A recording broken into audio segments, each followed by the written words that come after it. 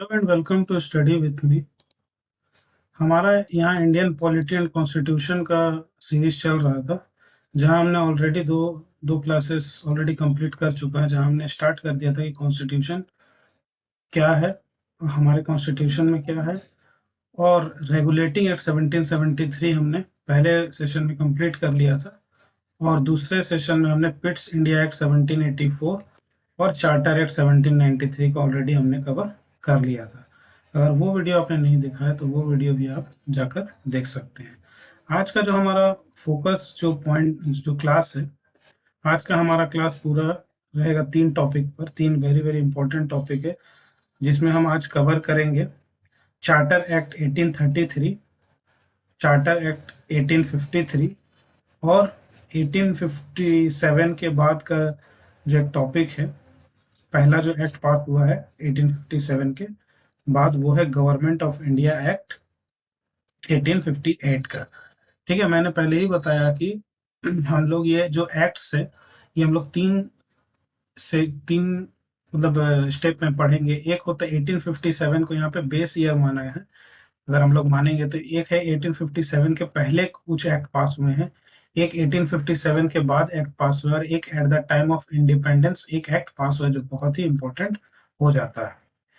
1857 के को base year इसलिए माना गया कि 1857 में रिवोल्ट होता है, 1857 का रिवोल्ट, जिससे बहुत इम्पैक्ट पड़ता है हमारे इंडिया के कॉन्स्टिट्यूशन, इंडिया के एडमिनिस्ट्रेशन पर। तो उसके चलते ये रिफॉर्म्स होते हैं और एक्ट अलग अलग पास होते हैं। तो आज का जो टॉपिक रहेगा वो ये तीन टॉपिक रहेगा, ठीक है, जिसको हम आज डिटेल में कवर करेंगे। तो बिना किसी देरी के हम लोग शुरू करते हैं आज का पहला टॉपिक, जो होगा चार्टर एक्ट 1833 का। ठीक है, तो देख लेते हैं चार्टर एक्ट 1833 में क्या है। The governor general and his council were given vast powers. ठीक है, मैंने बताया था कि काउंसिल ऑफ मेंबर्स बनाए गए थे, जिसके उसमें 6 मेंबर होते हैं, उसका एक हेड होता है, मिनिस्टर होता है, वो हेड करता है, वो गवर्नमेंट ऑफ इंडिया का था। और ये भी हमने देखा था कि मद्रास का जो गवर्नर था उसे गवर्नर जनरल बना दिया गया था। मद्रास का, बॉम्बे का और कलकत्ता का, तीनों को मर्ज करके एक गवर्नर जनरल बना दिया गया था। तो उसी के बारे में यहाँ बोला जा रहा है कि गवर्नर जनरल और उसके जो काउंसिल हैं उसके पावर को थोड़ा और वास्ट कर दिया गया और बढ़ा दिया गया। This council could legislate for the whole of India subject to the approval of the board of controls. और ये जो काउंसिल्स थे वो लेजिस्लेट थे पूरे होल ऑफ इंडिया के सब्जेक्ट को अप्रूवल करने में, और अप्रूवल करने में of the board of controls. ठीक है, the council got full power, और काउंसिल के पास पूरी पावर थे रिगार्डिंग रिवेन्यू। ठीक है, किस किस रिवेन्यू से रिलेटेड पावर थी। ठीक है, and a single budget for the country was prepared by the governor general, और गवर्नर जनरल के द्वारा ही प्रिपेयर किया जाता था पूरे कंट्री का एक सिंगल बजट तैयार किया जाता था पूरे कंट्री के लिए।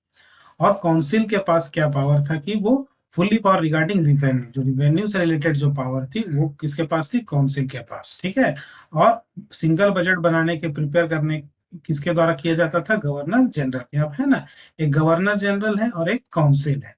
काउंसिल के पास क्या पावर थी, रिगार्डिंग रिवेन्यू, और गवर्नर जनरल सिंगल बजट जो पास होता था पूरे कंट्री के लिए, एक बजट पास होता था उसका, वो जो पास करता था, प्रिपेयर करता था, वो गवर्नर जनरल के द्वारा किया जाता था। थर्ड पॉइंट बोलता है कि the East India Company was reduced to an administrative and political entity. ठीक है, जो ईस्ट इंडिया कंपनी थी उनका उनका जो एडमिनिस्ट्रेटिव और पॉलिटिकल जो पावर था, एंटाइटी था, उसको रिड्यूस कर दिया गया था। क्या कर दिया गया था, घटा दिया। पहले जो भी पावर थी या ट्रेड में मोनोपोली होती थी वो ईस्ट इंडिया कंपनी के पास होती थी, लेकिन अब इनके एडमिनिस्ट्रेटिव और पॉलिटिकल एंटिटी को क्या कर दिया गया था, रिड्यूस कर दिया गया था। एंड सेवरल लॉर्ड्स, और बहुत सारे lords and ministers were nominated as an ex officio member of board of control. और जो ये बोर्ड ऑफ कंट्रोल बनाए गए थे, जिसको कि subject to the approval of the board of control, जो बोर्ड ऑफ कंट्रोल ये थे, कई सारे बोर्ड ऑफ कंट्रोल बनाए गए थे as an ex officio member की तरह बनाए गए थे, जिसको कि जो कि नॉमिनेट किए जाते थे। ठीक है, जो कि नॉमिनेट किए जाते थे as an ex officio member.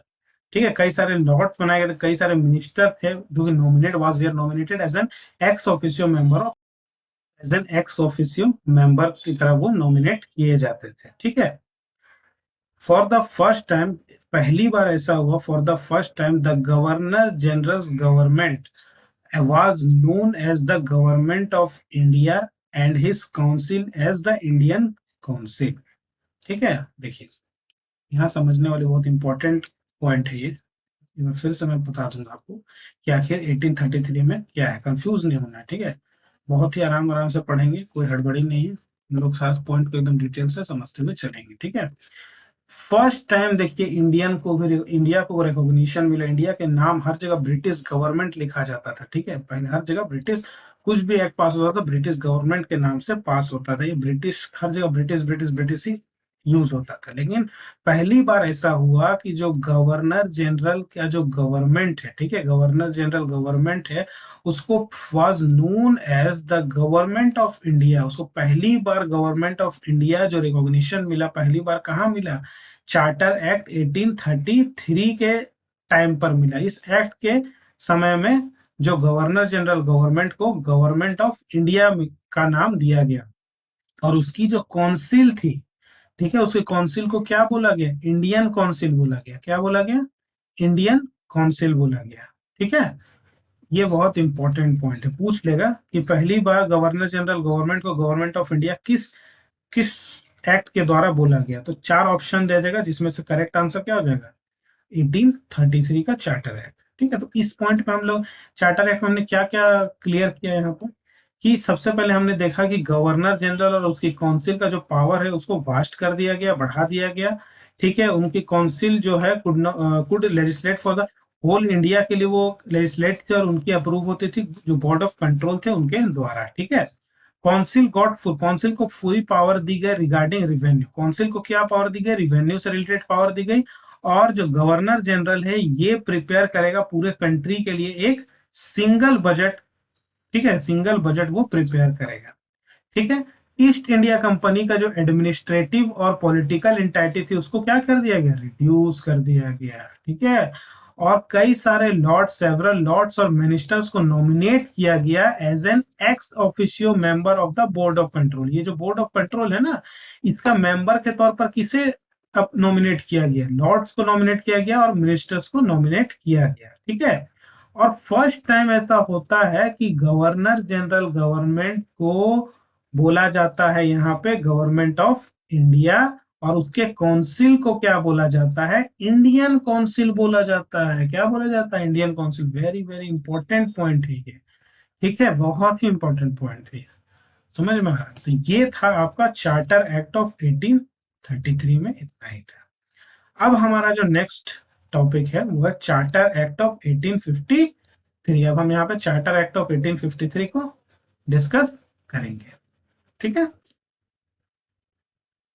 This was the last of the Charter Acts. This was the last of the Charter Act, and it made important changes in the system of Indian legislation.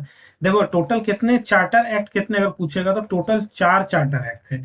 एक 1790, एक 1813 में आया था, एक 1833 में आया था, और एक जो लास्ट था वो 1853 में आया था। ठीक है, लास्ट चार्टर एक्ट है, इसलिए बोल रहा है इसको this was the last charter act and it made important changes in the system of Indian legislation। और इंडियन लेजिस्लेचर में इसने काफी सारे चेंजेस किए हैं। ठीक है, ये बोल रहा है। ठीक है, क्लियर है यहाँ पर। सेकंड पॉइंट में बोल रहा है कि this act followed a report. इस एक्ट ने एक रिपोर्ट को फॉलो किया था of the then governor general Dalhousie for improving the administration of the company. ठीक है, इस एक्ट ने एक रिपोर्ट को फॉलो किया था जिसे गवर्नर जनरल जो डलहौजी थे उन्होंने इंप्रूव करने में, जो एडमिनिस्ट्रेशन थी कंपनी का उसको इंप्रूव करने में उसे यूज किया था उस रिपोर्ट को। ठीक है, उसके बाद बोल रहा है कि ये separate governor for Bengal was appointed. ठीक है, बंगाल के लिए एक सेपरेट गवर्नर का अपॉइंट किया गया। ठीक है, बंगाल के लिए एक सेपरेट गवर्नर अपॉइंट किया गया जो सिर्फ बंगाल का एडमिनिस्ट्रेशन और उसको कंट्रोल करने का काम करेगा। ठीक है, और रिपोर्ट करेगा ब्रिटिश गवर्नमेंट को। ठीक है, फिर है थर्ड पॉइंट, बोल रहा है कि लेजिस्लेटिव एंड एडमिनिस्ट्रेटिव फंक्शन जो था, जो लेजिस्लेटिव और एडमिनिस्ट्रेटिव फंक्शन था काउंसिल का, वह सेपरेट, जो लेजिस्लेटिव और एडमिनिस्ट्रेटिव फंक्शन था काउंसिल का, उसको सेपरेटली आइडेंटिफाइड किया गया। ठीक है, काउंसिल का भी लेजिस्लेटिव और एडमिनिस्ट्रेटिव फंक्शन था, उसको क्या किया गया, सेपरेटली आइडेंटिफाइड किया गया। ठीक है, थर्ड नेक्स्ट पॉइंट में बोल रहा है कि recruitment of the companies employees was to be done through competitive exams. ठीक है, अब यहाँ पे क्या होने लगा, कॉम्पिटिटिव एग्जाम कंडक्ट कराने लगे। देखो वेरी इंपॉर्टेंट पॉइंट है, ठीक है, पूछने का कि कॉम्पिटिटिव एग्जामिनेशन का जो कॉन्सेप्ट है या जो स्टार्ट किया गया था, वो किस एक्ट के द्वारा स्टार्ट किया गया था, चार्टर एक्ट 1853 के द्वारा स्टार्ट किया गया था। ठीक है, जो रिक्रूटमेंट था कंपनीज के एम्प्लॉय का, कंपनीज में एम्प्लॉय वगैरह अपॉइंट किए जाते थे। ठीक है, काफी सारे काम होते थे, तो उनको अपॉइंट करने का काम कैसे होता था, किस प्रोसेस से किया जाता था, तो कॉम्पिटिटिव एग्जाम्स लिया जाता था, उस पर जो क्वालिफाई करते थे उन्हें रिक्रूट किया जाता था कंपनी के एम्प्लॉयज के तौर पर। ठीक है, तो ये बहुत ही इंपॉर्टेंट पॉइंट हो जाता है। ठीक है, पूछ लेगा आपसे कि कॉम्पिटिटिव एग्जाम का कहाँ से स्टार्ट हुआ था, किस एक्ट में एम्प्लॉय को रिक्रूट किया जाता था कॉम्पिटिटिव एग्जाम के थ्रू। तो आंसर क्या हो जाएगा, चार्टर एक्ट ऑफ 1853। सब क्वेश्चन डायरेक्टली पूछ लिए जाते हैं। ठीक है, कंफ्यूज नहीं होना है। ठीक है, देन लास्ट पॉइंट इसका है कि British Parliament was empowered to put companies governance of India to an end by a suitable by an end any suitable time. ठीक है, क्या है,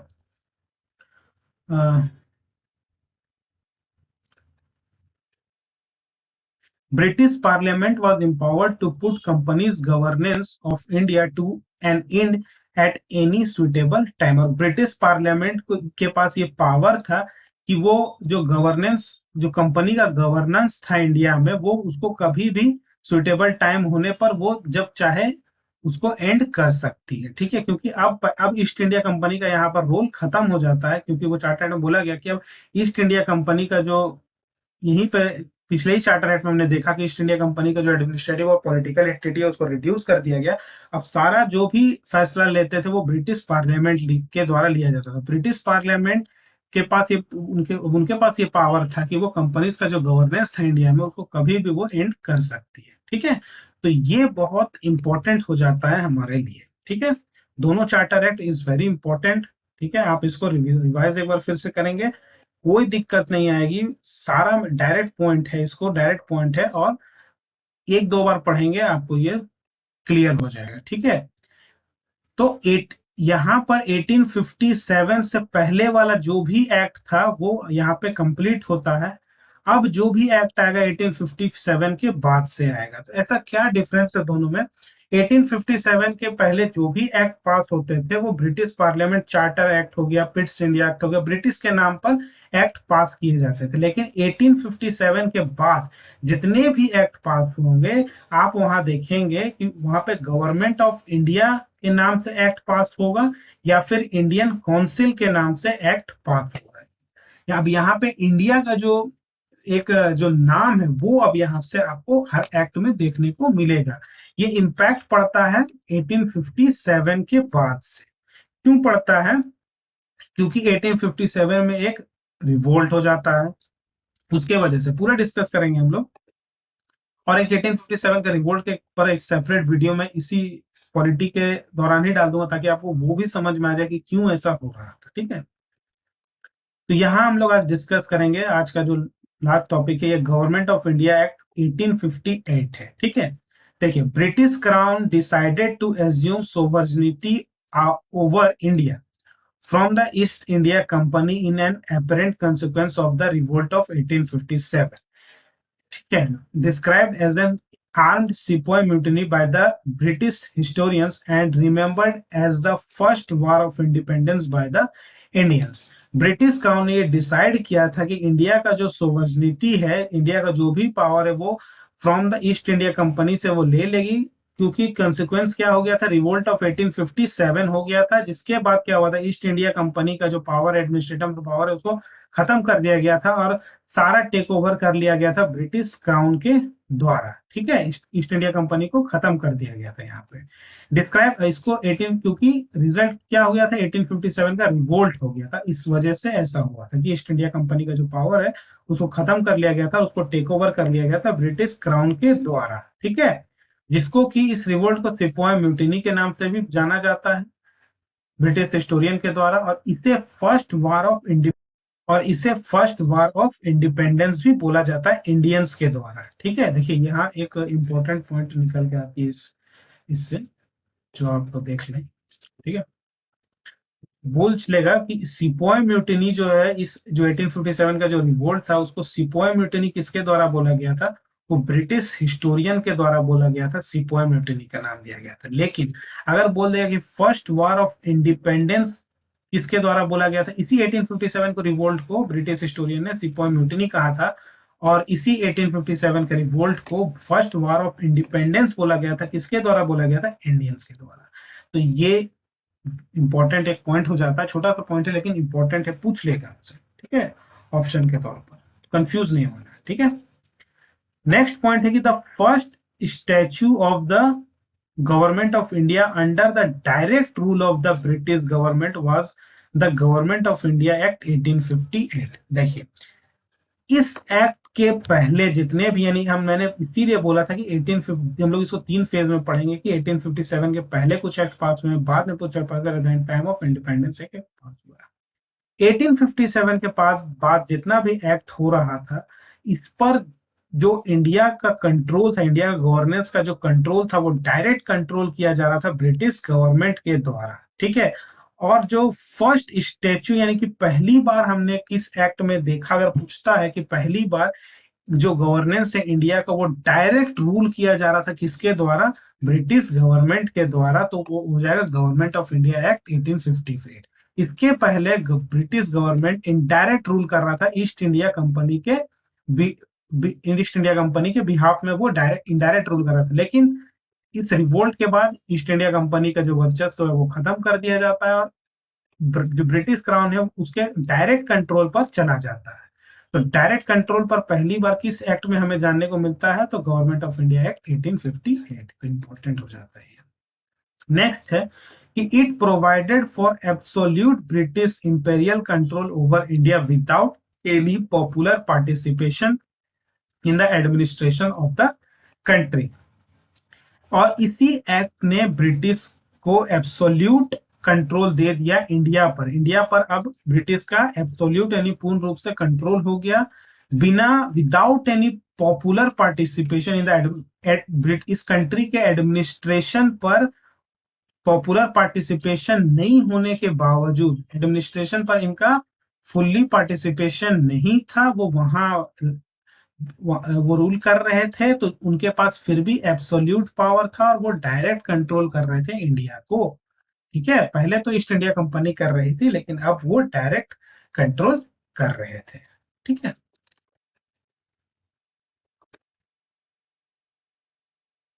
नेक्स्ट पॉइंट हम लोग देखेंगे कि the power of the crown.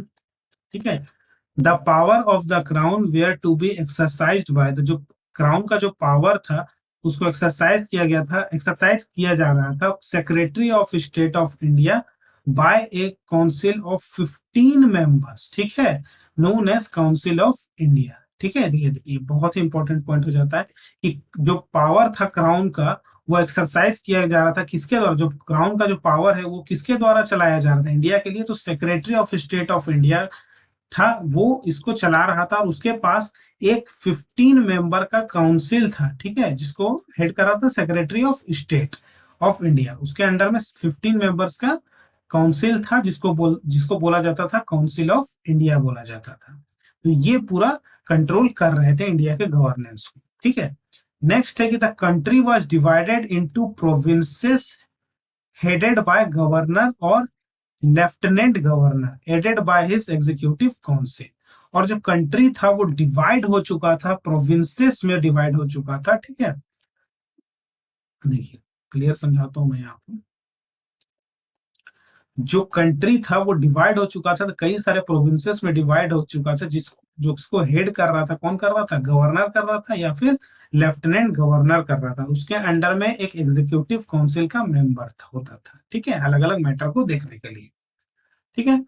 Next point है कि the provincial government had to function under the superintendence direction and control of the governor general in all matters, ठीक है। जो प्रोविंशियल गवर्नमेंट होते थे उनको फंक्शन करना फंक्शन करना पड़ता था, सारा काम करना पड़ता था अंडर द सुपर इंटेंडेंस डायरेक्शन। इसके डायरेक्शन या कंट्रोल पर काम करना पड़ता था, तो गवर्नर जनरल के कंट्रोल पर काम करना पड़ता था। कौन कौन से मैटर पर उनसे कंसल्ट करना पड़ता था या डायरेक्शन लेना पड़ता था, पूछा तो सभी मैटर पर, जो भी मैटर होगा प्रोविंशियल गवर्नमेंट गवर्नर जनरल के डायरेक्शन और कंट्रोल पर होकर ही काम करेगा, खुद फैसला नहीं ले सकता है किसी भी मैटर पर, ठीक है। एज ए मीडिएटर काम कर रहा था, ठीक है। ये समझ लेना है कि गवर्नर जनरल का जो प्रोविंशियल गवर्नमेंट था ना, ये गवर्नर था, वो गवर्नर जनरल का एक मीडिएटर की तरह काम कर रहा था, ठीक है। डायरेक्ट कंट्रोल किसके अंडर पर था, तो गवर्नर जनरल के अंडर पर ही था। All the authority of the governance of India was vested in the governor general in council who was responsible to the secretary of state, ठीक है। देखिए यहाँ पर बोल रहा है कि जो अथॉरिटी था, ऑल जितने भी अथॉरिटी थे, all the authority of the governance of India, जो भी अथॉरिटी होते थे गवर्नेंस ऑफ इंडिया के अंदर में, वो किस किस पर वो डिपेंडेंट थे, वो गवर्नर जनरल इन काउंसिल पर पूरी तरीके से डिपेंडेंट थे। और उसका रिस्पॉन्सिबल कौन था, वो सेक्रेटरी ऑफ स्टेट उसका रिस्पॉन्सिबल होता था, ठीक है। ये समझना है यहाँ पे। लास्ट पॉइंट है the secretary of state was ultimately responsible to the British Parliament. और जो सेक्रेटरी ऑफ स्टेट होता था वो अल्टीमेटली किसके रिस्पॉन्सिबल था, किस पर उसकी रिस्पॉन्सिबिलिटी होती थी, किसको उसे रिपोर्ट करना पड़ता था, वो ब्रिटिश पार्लियामेंट को रिपोर्ट करना पड़ता था उसे। तो देखिए यहाँ पे इनडायरेक्ट रूल कर रहा है, यहाँ पे डायरेक्ट जो कंट्रोल है एक्चुअली ब्रिटिश पार्लियामेंट के आधार पर उसने अपने सबॉर्डिनेट्स रखे हुए हैं, उसको रखकर वो काम करवा रहा है, ठीक है। एक तो है कि secretary of state of India होते हैं, उसके अंडर में 15 मेंबर्स होते हैं, जिसको काउंसिल ऑफ इंडिया बोला जाता है, ठीक है। और जितने भी इंडिया है उसको कई सारे प्रोविंसेस में वो डिवाइडेड है, जिसको हेड करता है गवर्नर और लेफ्टिनेंट गवर्नर हेड करता है, उसके एग्जीक्यूटिव काउंसिल भी होते हैं। और जो प्रोविंशियल गवर्नमेंट है वो जो भी फैसला लेगी किसी भी मैटर पर, ऑल द मैटर, उसको किसके डायरेक्शन पर या कंट्रोल पर काम करना पड़ता था, तो गवर्नर जनरल के कंट्रोल और डायरेक्शन पर काम करना पड़ता है, ठीक है। जो भी ऑथोरिटी होते हैं, ठीक है, जितने भी ऑथोरिटी है ऑफ गवर्नेंस, जो भी ऑथोरिटी है गवर्नेंस इन इंडिया में, वो वेस्टेड है एक्चुअली किसके अंडर पर वेस्टेड है, तो गवर्नर जनरल इन काउंसिल के अंडर पर वो वेस्टेड है। किससे किस पर वो रिस्पॉन्सिबल है, वो सेक्रेटरी ऑफ स्टेट पर रिस्पॉन्सिबल है। और सेक्रेटरी ऑफ स्टेट अल्टीमेटली किसके पर रिस्पॉन्सिबल है, वो ब्रिटिश पार्लियामेंट पर रिस्पॉन्सिबल है। तो हम लोग यहाँ कह सकते हैं कि ब्रिटिश पार्लियामेंट ही इनडायरेक्ट वे में सब कुछ कंट्रोल कर रही थी इंडिया के गवर्नेंस को, ठीक है। तो एक दो बार आप इसको रिपीट कर लेंगे तो आप इसको एकदम क्लियरली समझ जाएंगे गवर्नमेंट ऑफ इंडिया एक्ट 1858 में क्या क्या पॉइंट है, ठीक है। बहुत ही आसानी तरीके से समझ सकते हैं आप, एक दो बार आप इसको रिवाइज कर लेंगे, आप इसको कंप्लीटली समझ सकते हैं, ठीक है। कोई दिक्कत नहीं होगी, सब पॉइंट्स एकदम इजी वे में आप इसको समझ सकते हैं, ठीक है, कोई दिक्कत नहीं होगी, ठीक है। तो आज हमने कौन कौन सा टॉपिक कवर किया है, चार्टर एक्ट 1833 कवर हो गया हमारा, चार्टर एक्ट 1853 कवर हो गया और government of India act 1858 cover हुआ है, ठीक है। आशा करता हूँ आपको ये पूरी तरीके से समझ आ गया होगा, तीनों टॉपिक क्लियर हो गया होगा। कल हम लोग दो टॉपिक को लेंगे, एक इंडियन काउंसिल एक्ट 1861 को हम कवर करेंगे, ठीक है, और इंडियन काउंसिल एक्ट 1892 को कवर करेंगे, ठीक है। कल तीन टॉपिक मैं इसलिए नहीं ले रहा हूँ क्योंकि एक सिंगल वीडियो लगेगा इस टॉपिक को समझाने के लिए, क्योंकि ये वेरी वेरी इंपॉर्टेंट है, एकदम स्टार मार्क लगा लीजिए। ये एक और टॉपिक है, एक ये नेक्स्ट इसके बाद जो है एक और टॉपिक पढ़ेंगे जो गवर्नमेंट ऑफ इंडिया 1919, ये भी स्टार मार्क लगा दीजिए, बहुत इंपॉर्टेंट। कुछ एक और दो टॉपिक है जैसे इंडियन एक्ट 1935 है, इसमें स्टार मार्क लगे, कुछ 2 या 3 एक्ट है जिसको एक सेपरेट अलग से एक सिंगल टॉपिक पूरा बनाऊंगा मैं उसमें, ताकि आपको वो एकदम क्लियर कट उस पर एक व्यू मिले। ठीक है, आशा करता हूँ आज आपको ये जो सेशन है वो पसंद आया होगा, तीनों टॉपिक आपको समझ में आ गए होंगे। और अगर चैनल आपको पसंद आता है, वीडियो पसंद आती है, आपको इससे फायदा होता है, ठीक है, तो आप इसे ज़्यादा से ज़्यादा शेयर करें, चैनल को सब्सक्राइब करें, सब्सक्राइब करने के साथ-साथ बेल आइकन को ज़रूर दबाएँ। तो मिलता हूँ नेक्स्ट लेक्चर में, तब तक आप रिवाइज़ करें और इसी तरह कंप्लीट करें अपने